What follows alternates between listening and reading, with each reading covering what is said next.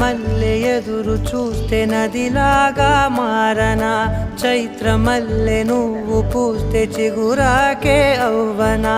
నన్నే వరించే యువరాజును అంట నీ యువ